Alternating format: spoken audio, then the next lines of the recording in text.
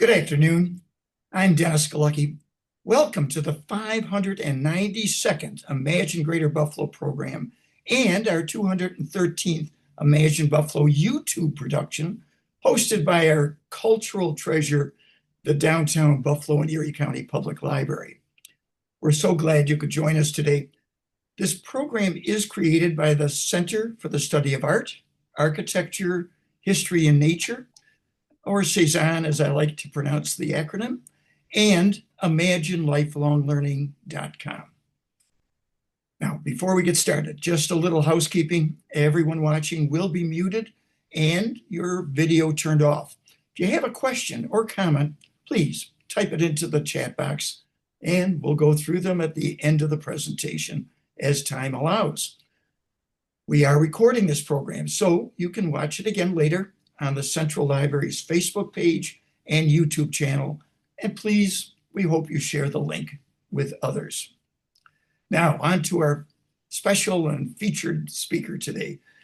Joining us is Chuck LaChiusa, the creator and webmaster of BuffaloAH.com, as well as co-founder of Explore Buffalo. So let's hear directly from Chuck how he retired as a City Honors English teacher and became a webmaster with a passion and creating BuffaloAH.com. Chuck, take it away. Bring us up to date. Thank you, Dennis. You're right. I was an English teacher in Buffalo for 36 years. I retired in 2002, but I feel as though I'm still teaching. Instead of teaching English in a classroom, I'm teaching Buffalo architecture and history on tours, in PowerPoint presentations, and especially on my website. So what you see on the screen is the top of my homepage, Buffalo Architecture and History. And you'll notice that there are 9 sections. Now, the 2 most important sections are the 2, one on the upper left and one on the upper right. So Buffalo Architecture. So if we click on Buffalo Buildings and Sites, okay, there are about 1,000 buildings in Buffalo that I have photographed and documented. So in this particular index, this is by name, but I also have all of these by address or even by section of the city, Black Rock, downtown, and so forth. Okay, so back to the home page. So Buffalo Buildings I just showed you, and then the one on the right, History of Buffalo.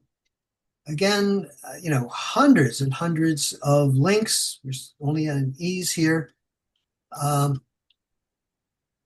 History of Buffalo. Okay, the most important feature of the website is that buildings' histories are connected to all of the other sections in the website. In addition to these sections, there is a search engine exclusively for this website. Okay, so let me give you some examples of how things are connected here. So let's start with the Buffalo Buildings and Sites. Okay, arbitrarily, let's choose Albright Knox Art Gallery, or AKG as it's known today. So we'll click on AKG. So here's the table of contents, and we see a number of links, the history, and links on the 3 buildings, the original 1905 Albright Art Gallery, and then the 62 Knox edition, and then the latest 2023. So in addition to the buildings, I have lots of pages on collections of works of art, but also specifics. These are all outdoor pieces of art, and then indoor. Okay, so a lot of architecture, a lot of art on this. So let's go to the first building. First link here under the 1905 building, west elevation. Okay, so this is a 1913 photograph of the building, and then below it we have some 2002 photos. So here's one a little closer in, And notice that there is a caption, colonnade, a row of evenly spaced columns, the columns usually supporting a roof or a set of arches. Now, there's a link here. So if we want more information about colonnade, we can click on it. And here we go. This is an example from the Illustrated Architecture Dictionary. So let's click on the entire index. So, hundreds of terms dealing with architecture, Illustrated Dictionary. Let's go back to colonnade. So here's information, more information, more information, and then links. Okay, so examples from Buffalo architecture. So we're at the Albright Knox, but the Pan American, Forest Lawn, a church, college, and also examples from out of Buffalo. So here's a link to a colonnade in Charlottesville, Virginia. Here's Florence, Italy, Rome, Italy, Egypt, Greece. So this is how you get into other sections, by looking at the links. Okay. Let's take another example. Let's go again, the AKG. Let's look at the history section and go down to Erechtheion in Albright Knox Art Gallery. Okay, so here's the Erechtheion. This is on one of the 3 Acropolis buildings in Athens. And here's the Buffalo version, if you will, of the Erechtheion. This is the Buffalo version is by Green and Wicks. You can see, the exterior, and then a number of photographs showing details and how similar they are. Okay, so this gets us into architecture around the world. So let's take a look at architecture around the world. All right, so here are cities, or here are countries that my wife and I have visited, looking for buildings parallels to features in Buffalo architecture. So most of these are Europe, but there's also China, Japan, okay, Egypt, all right? So, hundreds of buildings, again, all linked to Buffalo architecture. Okay, now, besides buildings, we can also talk about, for example, sculptures, statues, all right? So let's take an example of Buffalo statue, bronze reproduction of Michelangelo's David. Okay, so how do we get to David? Well, we could go to the search engine and type in David, or we know that David's in Delaware Park, so we could go to Buffalo Buildings and Sites, go down to the D's, go down to Delaware Park, and aha, David statue. Okay, so here's David in Delaware Park. Some details here. Okay, but we know that this is a bronze reproduction. What about the original Michelangelo? Well, there's a link to it right up here, the Academia. So this is in Florence, and there's David. So let's click down to Michelangelo's David, and there he is in Florence. Okay, so some details here. So just above it, we have history, information about the statue. And notice it says, see also bronze replica in Buffalo's Delaware Park, but also marble replica in Florence. So let's click on that. This takes us to City Hall in Florence, the Palazzo Vecchio. So we start scrolling down, looking at details. After a while, we get to the main entrance of City Hall, and there is David. Okay, so we start with David in Buffalo, but we get to Florence and see the original, and we see the marble marble reproduction. Okay, let's get back to the home page. Now, easy way to get to it is go to the bottom of each page in the website. If you go to the bottom, there's a link to the home page, a link to architecture index, which we looked at, and the history index. So let's go to the home page. All right.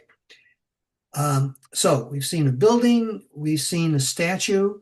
Okay, another thing found in a lot of buildings in Buffalo is stained glass. So let's take a look at how we can get into stained glass and connect that to other parts of the website. So to get to stained glass, we could type in stained glass in the search engine.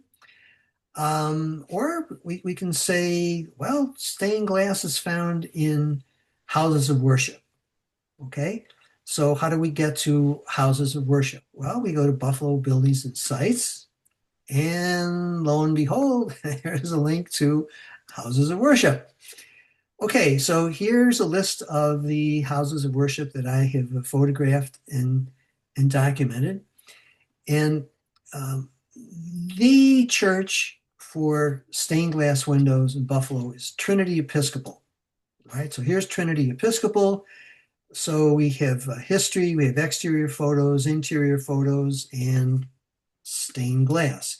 So why is Trinity so important in terms of stained glass? Well, Trinity Church is one of only two places in the world where the work of two American art glass pioneers sit side by side, Tiffany and Lafarge. Okay, so here are the Tiffany window. I'm sorry, the Lafarge windows. Here are the Tiffany windows. So let's click on Lafarge.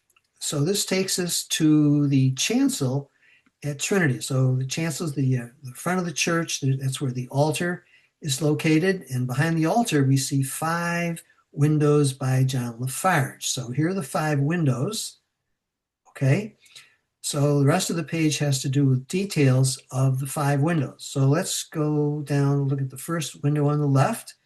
So we see that this is the Ascension by John Lafarge. So if we click on the caption John Lafarge, that would take us to a biography of Lafarge and links other windows by Lafarge, this church and others also. So we see that the title of this window is Ascension. And to the right here, we see where Lafarge got his basic design for his window. This is a 1460 Montaigne Ascension painting. Go to that. But let's say we just want more information about the Ascension. Well, here we go. Iconography, Art and Architecture, Ascension. So what is iconography? Okay, iconography is the study of the symbolic, often religious, symbolic meaning of objects, persons, or events depicted in works of art. So this particular index is iconography dealing with Jesus, but we could, click on iconography and get the entire iconography index. So back to Ascension. So this tells us where Ascension is found in the Bible. And then here there are examples of stained glass Ascension windows and other houses of worship. Okay. Okay. We can go back to the home page. Just going one at a time here. And we could do the same thing with furniture. Okay, we could type in furniture here, or we could go to the glossary, or we could go to any building where we know that there is furniture, and there'd be links to architecture around the world, other examples, and so forth. Okay, so far everything I've shown you is work that I have done, photographs and so forth, but I also have examples of other Buffalo architectural historians. For example, let's go to Buffalo Buildings. Let's go to City Hall. And City Hall it is. Okay, so here's the table of contents for my City Hall section. So there are history links. exterior photos, interior photos, and some miscellany. So if we go to history, we see that there is a digitized 1993 book by John Conlon titled Buffalo City Hall Americanesque Masterpiece. So we click on that and we see that there are 40 pages in this book. Okay, now John Conlon, important Buffalo architecture historian, spent years studying City Hall and then, produced this wonderful book on City Hall. And I have digitized it and put it online on the website. Okay, so if you're interested in City Hall, this is, a must see. Okay, another important architecture historian is Dr. Frank Kowski. So how do we get to Kowski? Well, we can go to the search engine, or we can go to the history of Buffalo, go to Kowski, click on K. K is for Kowski. Okay, so here's Dr. Frank Kowski, distinguished career at Buffalo State University. All right. And as you can see, a lot of links to reprints of excerpts from his books, magazine articles, and so a lot of Kowski here.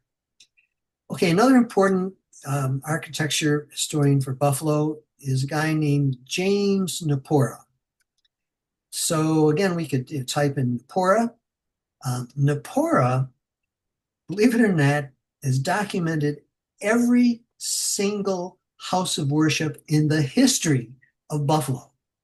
So we could type in Napora, or we could go to houses of worship, we'll click on Buffalo buildings and sites, and houses of worship. Okay, we saw this, but up here, James Napora, houses of worship. Click on that. Okay, so here is his 1995 book. This is the table of contents. Most important section is histories of the buildings by neighborhood.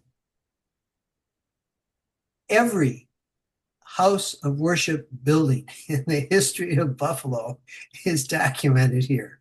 Okay, and I have digitized it, put it online. Okay, back to the table of contents. All right, so we've seen three historians talked about books, publications. Well, there's another publication that I'd like to highlight, and this is on the Explore Buffalo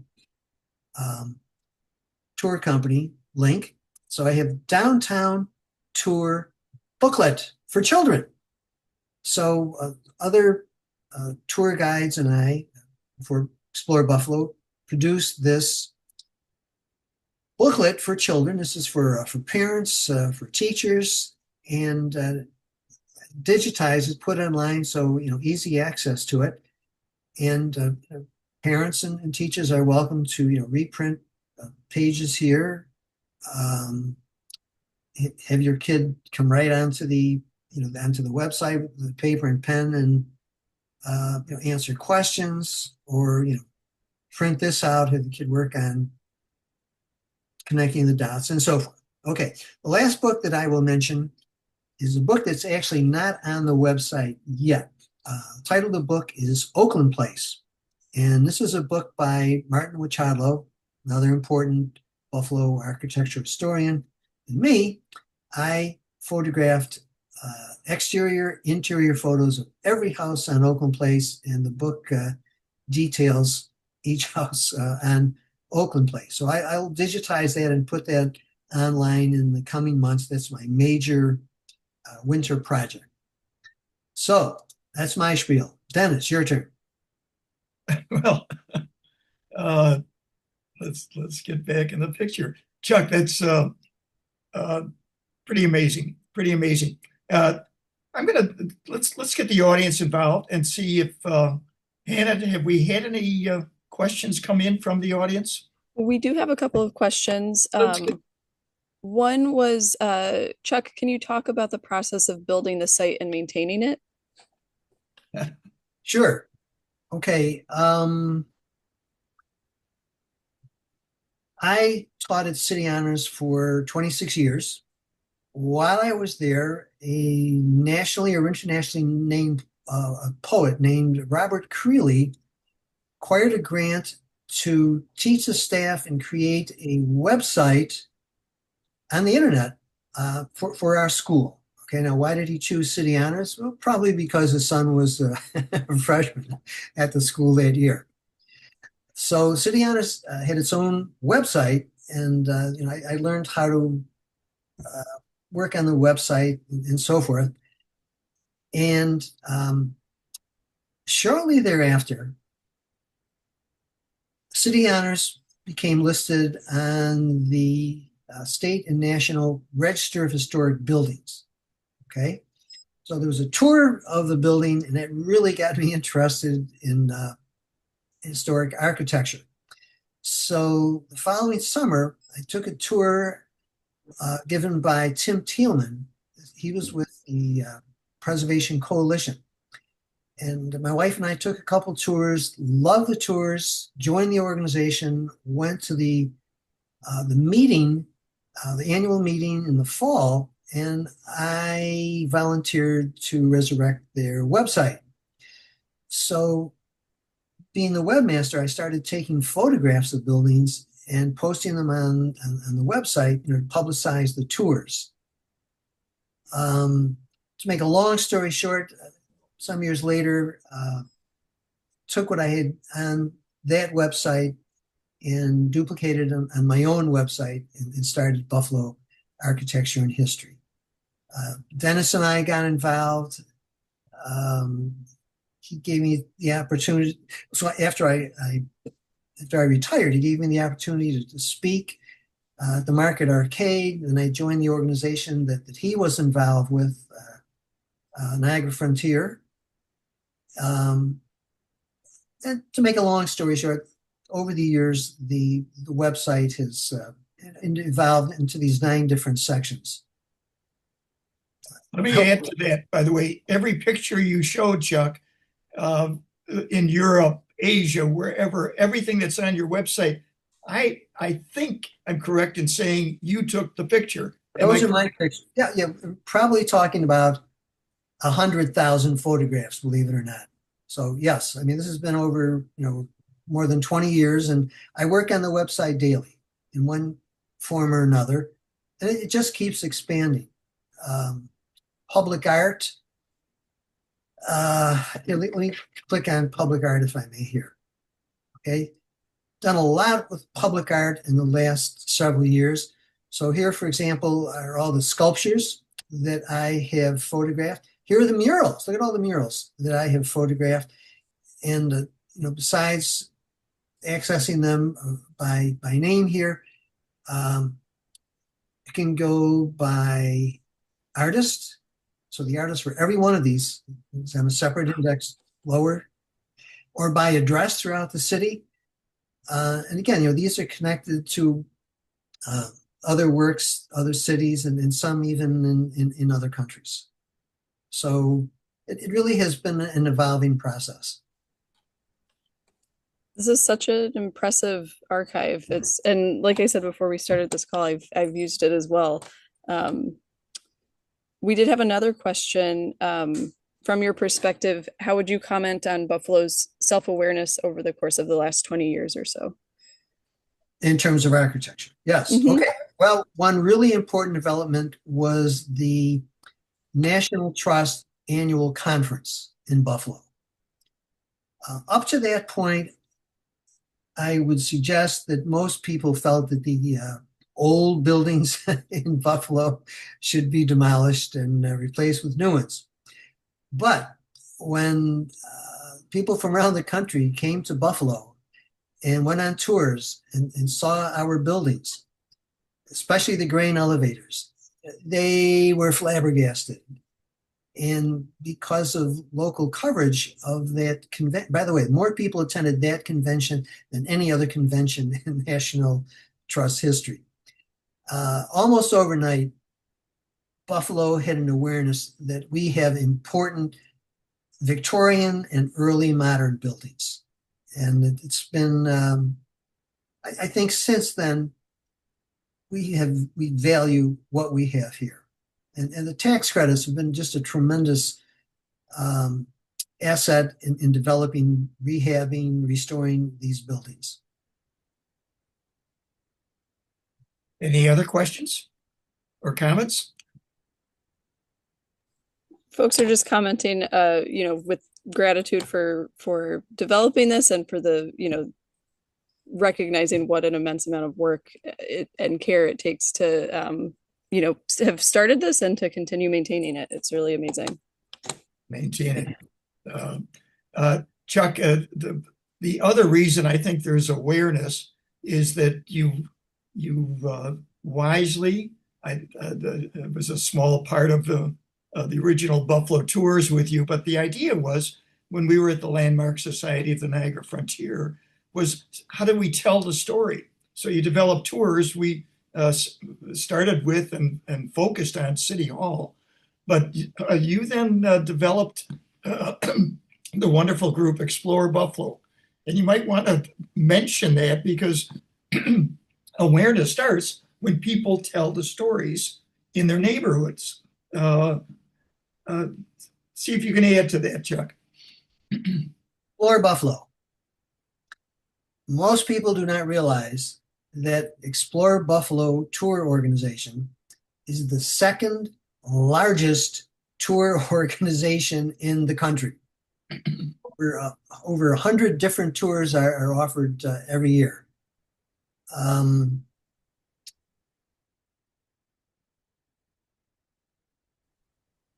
It's amazing the number of Colonians, a lot of Canadians, but people from around the world.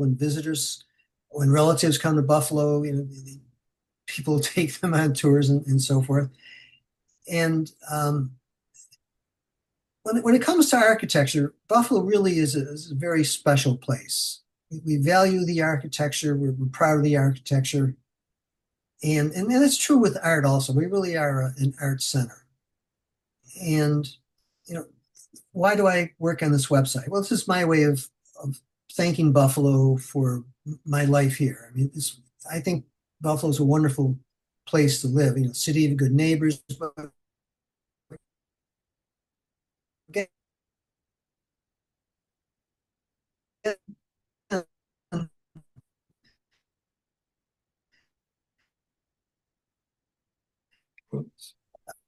All that you can see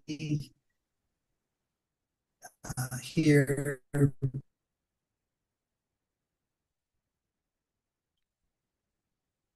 You're freezing up on us, Chuck, sadly, but I'm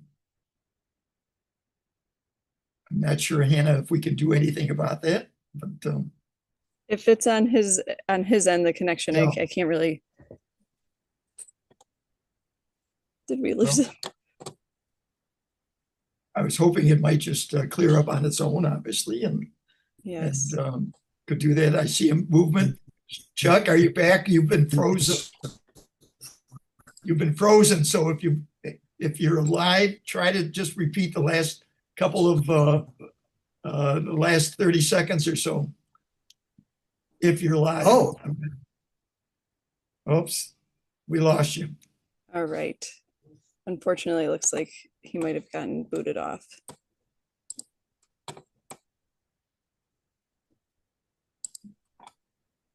There. You're back, Chuck. The connection got bad. You were frozen. Could you just kind of repeat the last minute or so of what you were thinking you were telling the world? Sound, Chuck. Sound. Click your sound. How's this? Good. Go ahead. Okay. Explore Buffalo was founded by a group of tour guides who wanted. We were part of PBN, a preservation organization, and we wanted to focus exclusively on tours. So we started our own not-for-profit organization. I'm proud to say that I was the board president for the first 5 years. And I think this is the 13th year. And Explore Buffalo has grown into the second largest tour organization in the country, believe it or not.